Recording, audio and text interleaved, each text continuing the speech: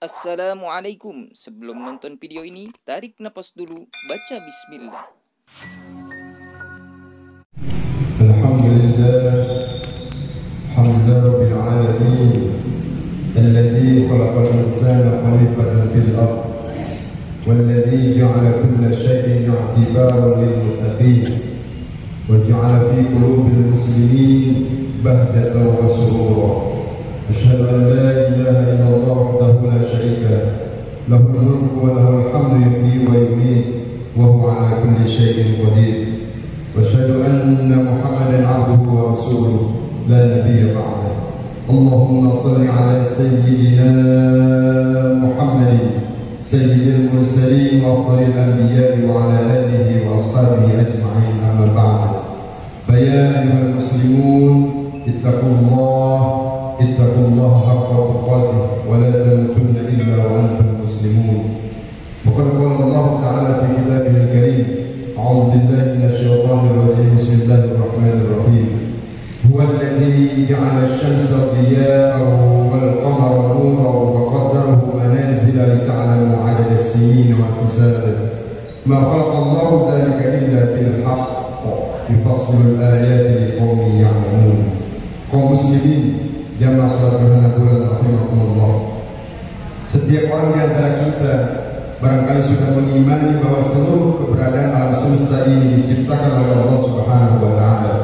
Gunung, laut, rerumputan, binatang, udara, benda-benda langit, jin, manusia, hingga seluruh detail organ dan sel-sel di dalamnya tidak luput dari penguasaan dan pengaturan Allah Subhanahu wa taala.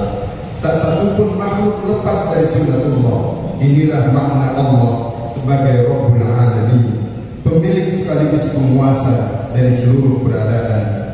Al-Khaliqu kulla syai', pencipta segala sesuatu, apa saja dan siapa saja. Namun apakah nilai lebih selanjutnya setelah kita mempercayai itu semua? Allah menciptakan segala sesuatu tak lain sebagai ayat atau tanda akan keberadaannya. Dalam hasanah Islam lazim kita dengar istilah ayat qauliyah dan ayat qaumiyah. Yang pertama merujuk pada ayat-ayat berupa firman Allah Subhanahu wa taala, yaitu ayat-ayat Al-Qur'an yang sering kita baca. Sedangkan yang kedua mengacu pada ayat berupa ciptaan secara umum, mulai dari semesta, benda-benda langit sampai diri manusia itu sendiri.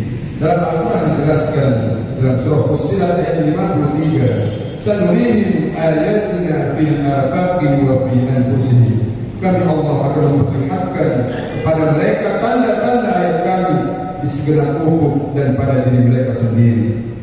Tanda ayat Allah Subhanahu wa taala tetap akan selalu berposisi sebagaimana tanda, ia medium atau perantara untuk mencapai sesuatu.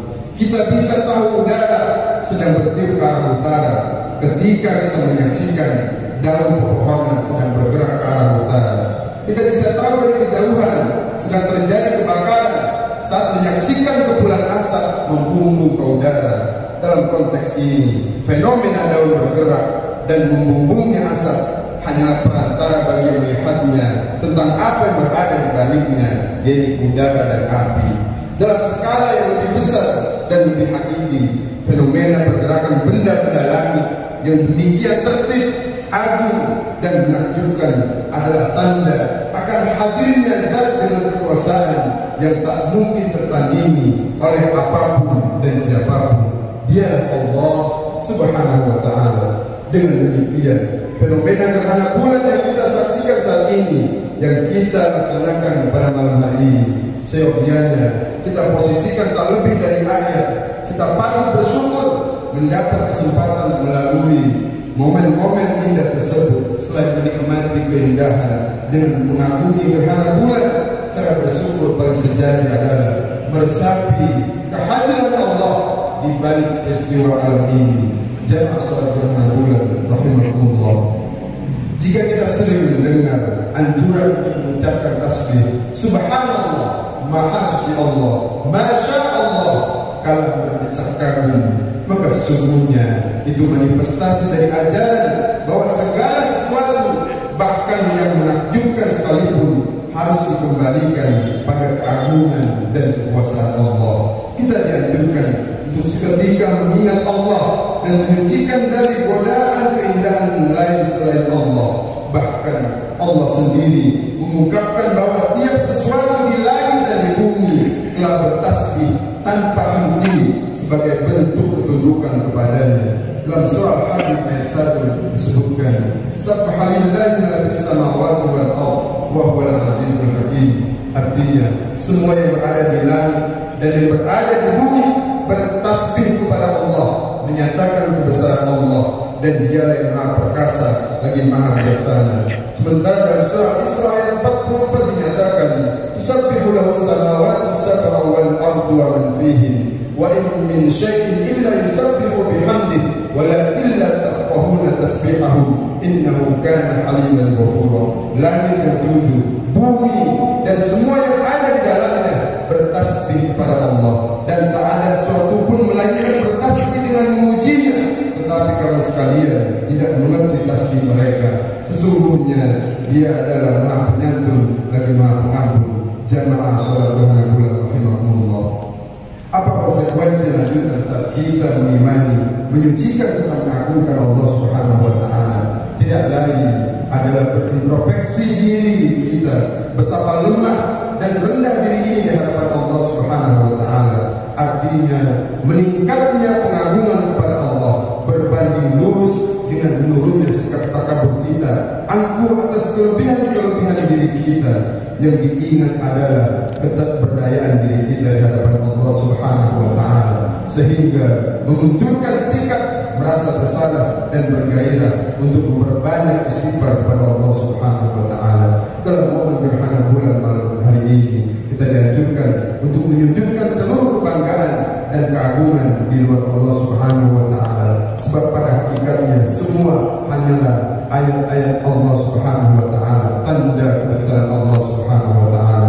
Dalam surah Fussilat ayat 37, wa min ayatihi al-lailu wan nahar wasy-syamsu wal qamar la tasjudu lisyamsi wa la lil-qamar wasjudu lillahi alladzi khalaqahunna in kuntum iyyahu ta'budun. Sebagai tanda-tanda kebesarannya ialah malam, siang, matahari dan bulan.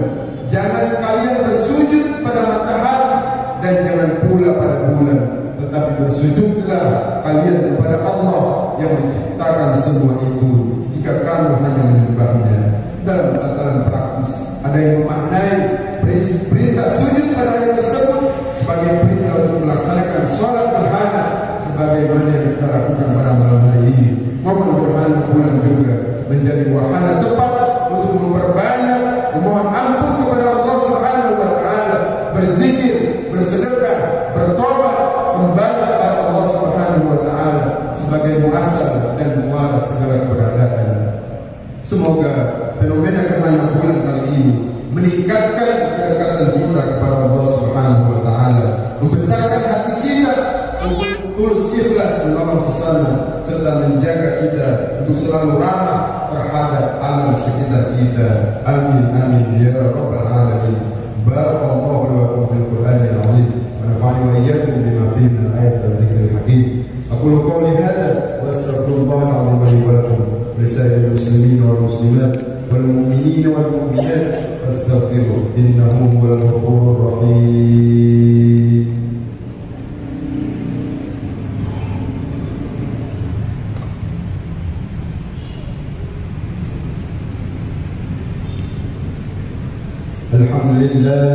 الحمد لله الذي أنعم علينا بنعمة الإيمان والإسلام. أشهد أن لا إله إلا الله وحده لا شريك له. أشهد أن سيدنا محمدا عبده ورسوله. اللهم صل وسلم وبارك على سيدنا محمد وعلى آله وأصحابه وسلم تسليما كثيرا. فيا عباد الله اتقوا الله حق تقاته ولا تموتن إلا وأنتم مسلمون. واعلموا أن الله أمر بأمر بدأ فيه بنفسه وثنى بملائكته المسبحة بقدسه وقال تعالى إن الله وملائكته يصلون على النبي يا أيها الذين آمنوا صلوا عليه وسلموا تسليما. Para jemaah sekalian, di khutbah kedua ini sama-sama kita berdoa pada Allah Subhanahu wa taala di malam yang mulia ini di mana senantiasa Allah menunjukkan kebesarannya dan kekuasaannya. Pada malam hari ini terjadinya gerhana bulan. Bila sama-sama kita berdoa kepada Allah Subhanahu wa taala, semoga doa kita dikabulkan, diterima oleh Allah Subhanahu wa taala.